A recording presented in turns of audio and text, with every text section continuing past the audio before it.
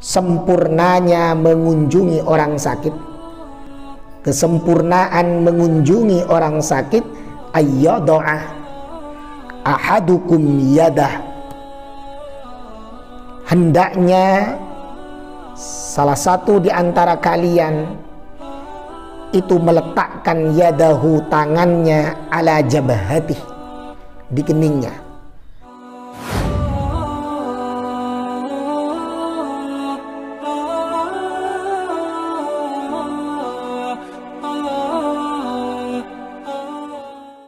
Alhamdulillahi Rabbil Alamin. Segala puji bagi Allah yang telah mentakdirkan kita berada di majelis ilmu yang penuh dengan barakah dan rahmat Allah Subhanahu wa ta'ala ini.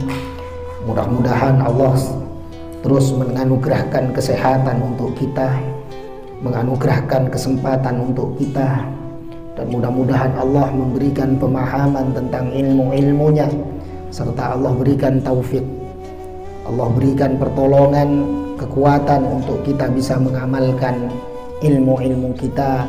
Dan tentunya harapan kita mudah-mudahan segala amal kita kelak diterima oleh Allah Subhanahu wa ta'ala. Amin amin ya rabbal alamin.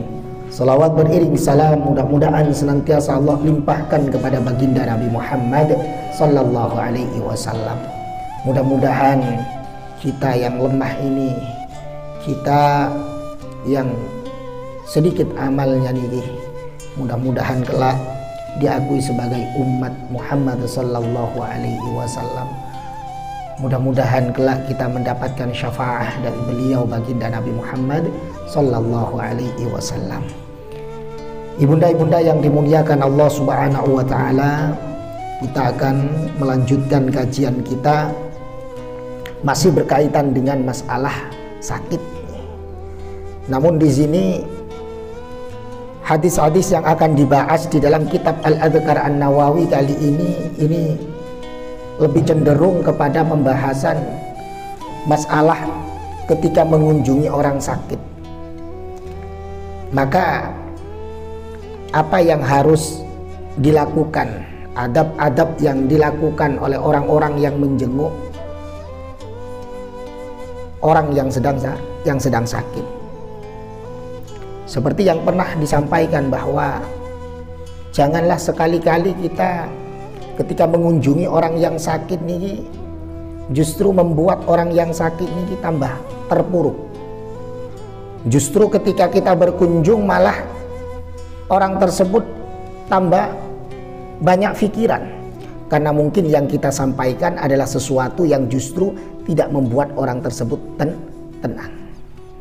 Jadi bagaimana ketika kita berkunjung menjenguk orang sakit, orang itu bisa tenang, orang itu bisa lebih tabah, orang itu bisa lebih sabar. Waina fi Sahih Bukhari, kami meriwayatkan di dalam Sahih Bukhari an Ibnu Abbas radhiyallahu anhuma, dari Abdullah bin Abbas radhiyallahu anhuma, anna Nabiy sallallahu alaihi wasallam, bahwa Nabi Muhammad sallallahu alaihi wasallam dakhala ala a'rabiyyin, ini mendatangi ala a'rabiyyin, orang A'rabi, ya orang Arab pedesaan tadi, ya'uduhu, untuk menjenguknya.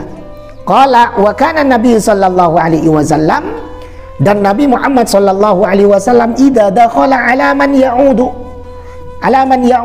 ketika masuk menjenguk orang yang sakit tadi niki, qala, beliau bersabda, beliau mengatakan la ba'sa, tidak apa-apa kata Rasul.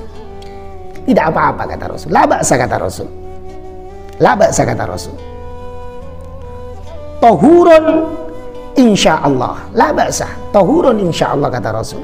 Akan diampuni dosa-dosanya. Ini sebagai penebus dosa. Ini sebagai penghapus dosa. Ini sebagai pembersih dosa kata Rasul. Insyaallah sakit ini sebagai pembersih dosa kata Rasul sallallahu alaihi wasallam. Jadi tidak apa-apa kata Rasul. La ba'sa, tidak apa-apa kata Rasul. Tidak apa-apa. Artinya apa? Rasul sallallahu alaihi wasallam ketika berkunjung membuat orang yang dijenguk niki menjadi tenang. Selain didoakan, kemudian Rasul mengatakan tidak apa-apa kata Rasul. Oh tidak apa-apa, insya Allah sehat. Tambah bayan ini. Jangan seperti seperti yang kadang orang-orang ini, nanti kalau gini begini, nanti sakit, nanti ada teman saya seminggu meninggal misalnya, maka orang ini akan bertambah pikirannya, akan menjadi beban bagi orang yang sakit. Padahal ketika orang yang sakit ini banyak pikiran, maka apa? Separuh imun ini sudah turun. Separuh imunnya ini sudah turun.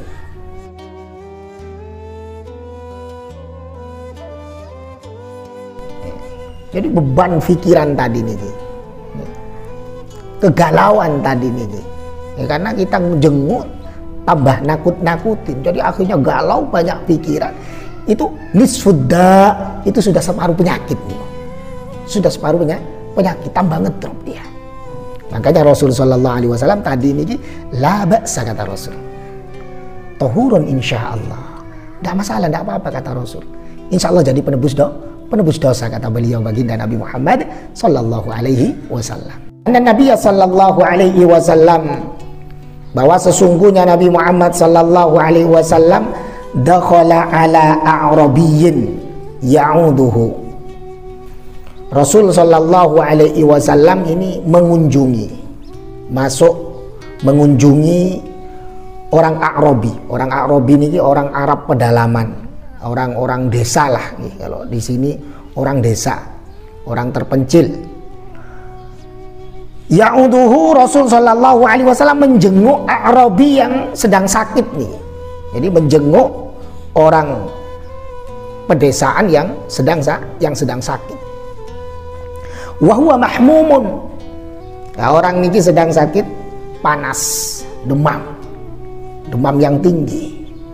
Faqala, maka Rasul Sallallahu Alaihi Wasallam bersabda, Rasul Sallallahu Alaihi Wasallam mengatakan ketika menjenguk tersebut, kafaratun wa tahurun, kafaratun wa tahurun, kata Rasul, kafaratun, bahwa sakit ini adalah kafarah, menjadi tebusan dosa, wa tahurun, dan penyuci diri, penyuci dari kotoran-kotoran dosa.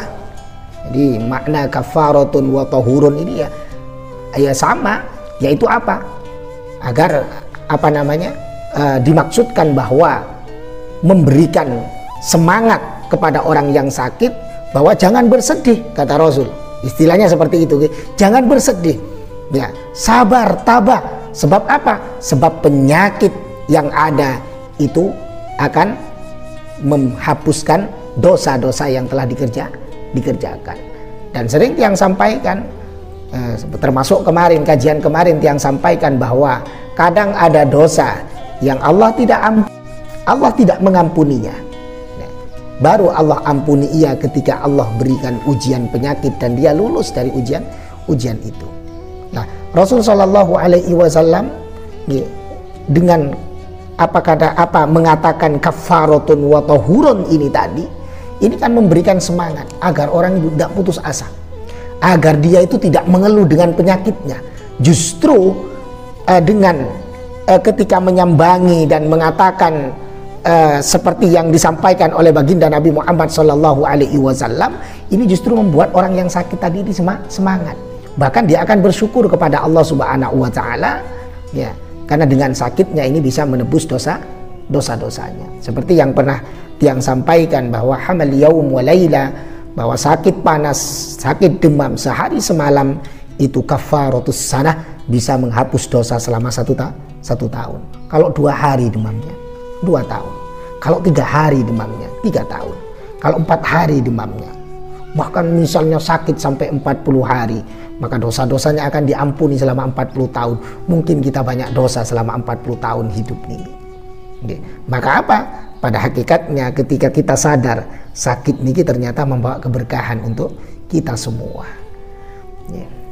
Namun apa? Namun syaratnya harus sabar.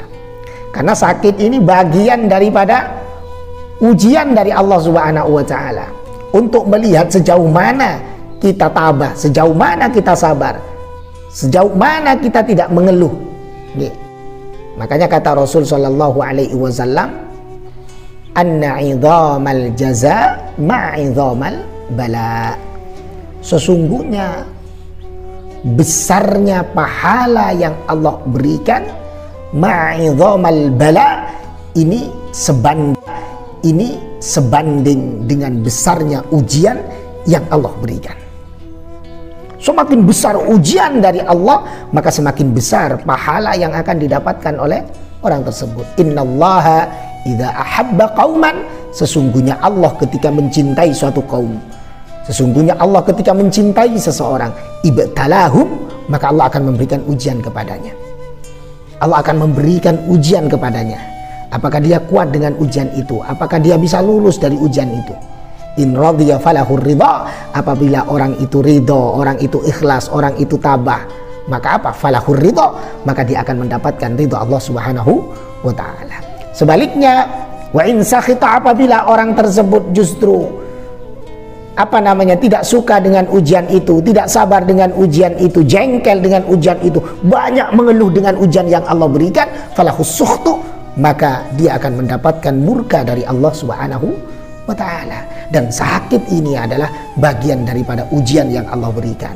Nah, apalagi sekarang ini musim pandemi, di mana-mana di seluruh dunia, di Indonesia musim pandemi, maka apa? Sabar kita, tawakal kepada Allah Subhanahu wa ta'ala, ikhtiar, berdoa, tawakal kepada Allah, tabah, sabar menghadapi semua ujian yang diberikan oleh Allah Subhanahu wa ta'ala. Sebab adanya corona ini, ujiannya bukan hanya sakit sekarang, tapi ke sektor ekonomi, ke sektor pendidikan. Bagaimana anak-anak kita hampir 2 tahun nih tidak maksimal pembelajaran di sekolah-sekolah, tidak maksimal nih gitu. Lah kalau misalnya sekolahnya SMP nih gitu, kan cuma 3 tahun, 1 tahun 2 tahun, tinggal setahun, yang tiba-tiba lulus sudah tanpa mendapatkan ilmu yang tidak semestinya. Nah, ini ujian. Maka apa? Sabar, banyak berdoa kepada Allah, tawakal, pasrah kepada Allah Subhanahu wa ta'ala. Kemudian hadis selanjutnya, wa rawaina fi kitab Tirmidzi wa Ibni Sunni an Abi Umamah radhiyallahu an.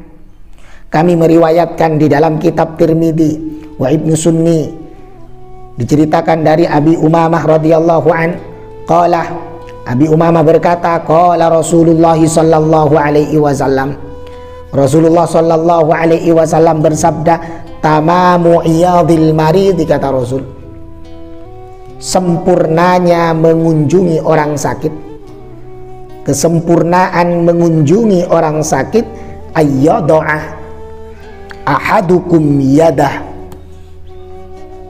hendaknya salah satu di antara kalian itu meletakkan yadahu, tangannya, ala jabhatih, di keningnya. Jadi kalau adab mengunjungi orang sakit itu letakkan tangannya di atas kening orang yang sakit, aw ala yadihi, atau pegang tangannya, ya, atau pegang tangannya, kata Rasul. Fayas'alahu, kata Rasul, lantas tanyakan keadaan orang yang sakit tersebut, kaifa huwa, bagaimana keadaannya, gimana sekarang, apa sudah enakan, bagaimana keadaan, sambil dipegang tangannya, sambil dipegang apa keningnya. Nah, ini kata beliau baginda Nabi Muhammad sallallahu alaihi wasallam. Jadi agar lebih sempurna pahala mengunjungi orang yang sakit, maka pegang kepalanya, atau kalau bukan kepalanya, tangannya dipegang, kemudian ditanyakan keadaan orang tersebut gimana sekarang, tinggal apanya yang sakit. Mudah-mudahan tambah sehat, mudah-mudahan tambah sembuh, mudah-mudahan segera membaik. Jadi pokoknya yang keluar niki harus sesuatu yang memberikan semangat dan sesuatu yang membuat orang tersebut ingin cepat sembuh. Di dalam riwayat Ibnu Sunni, min tamamil iyadati, termasuk dari sempurnanya menjenguk orang sakit, antadu ayadaka alal maridi, yaitu meletakkan tanganmu pada orang yang sakit. meletakkan tangannya di atas orang yang sakit, jadi dipegang. Ini lebih umum.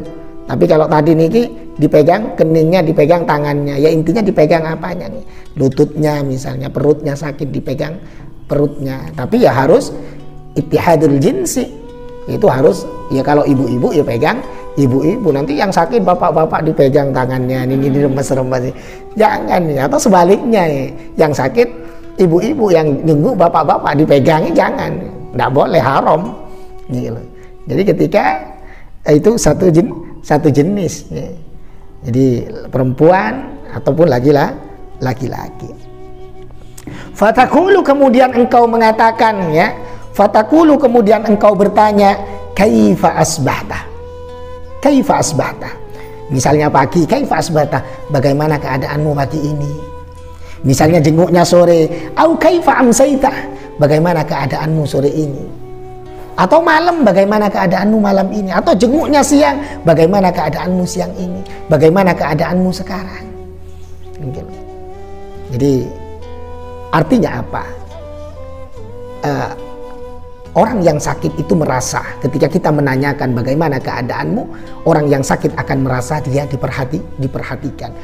Dia merasa bahwa orang-orang di sekelilingnya ini mencintainya. Dia merasa orang-orang yang ada di sekelilingnya ini peduli kepadanya, sehingga ada semangat, ada tambahan energi, ada tambahan semangat untuk dia segera sembuh. Jadi orang yang menjenguk niki, kalau kita lihat dari hadis-hadis baginda Nabi Muhammad SAW, ini harus menularkan aura positif kepada orang yang sedang sakit, bukan sebaliknya, bukan sebalik. Kemudian hadis selanjutnya 407, wa rawaina fi kitab Ibnu Sunni, kami meriwayatkan di dalam kitab Ibnu Sunni, an Salman radhiyallahu taala an, qala, dari sahabat Salman radhiyallahu an, qala, sahabat Salman berkata, adani Rasulullah sallallahu alaihi wasallam. Kata sahabat Salman, Rasul sallallahu alaihi wasallam menjengukku, wa ana maridun, pada waktu saya dalam keadaan sakit katanya. Jadi waktu saya sakit, saya dijenguk oleh Rasul katanya. Faqalah, lalu beliau mengatakan, ya Salmanu, hei Salman, syafallahu saqamak, mudah-mudahan Allah menyembuhkan penyakitmu. Wa ghafara dambak, mudah-mudahan Allah mengampunimu. Wa afakah, mudah-mudahan Allah menyelamatkanmu, mensejahterakanmu, fi dinika, dalam agamamu, wa jismika, dan jasadmu dan tubuhmu, kesehatanmu, ila muddati ajalik, sampai nanti meninggal dunia. Artinya apa? Oleh Rasul sallallahu alaihi wasallam di sini sahabat Salman ketika, karena sahabat Salman ini begitu dekat, sudah kayak keluarganya baginda Nabi Muhammad sallallahu alaihi wasallam. Jadi didoakan agar sehat, segera sembuh dari penyakitnya, kemudian didoakan agar diampuni dosanya, agar dia diberikan keselamatan oleh Allah Subhanahu wa taala. Jadi tetap memberikan semangat Rasul sallallahu alaihi wasallam dengan doa-doanya, dengan sabda-sabda beliau kepada orang yang sakit niki, memberikan semangat, memberikan motivasi agar punya semangat untuk sembuh. Kemudian hadis selanjutnya 408, wa rawaina fihi an Utsman bin Affan, kami meriwayatkan fihi di dalam kitab Ibnu Sunni dari Utsman bin Affan, sahabat Utsman bin Affan radhiyallahu an. Qala, sahabat Utsman bin Affan mengatakan,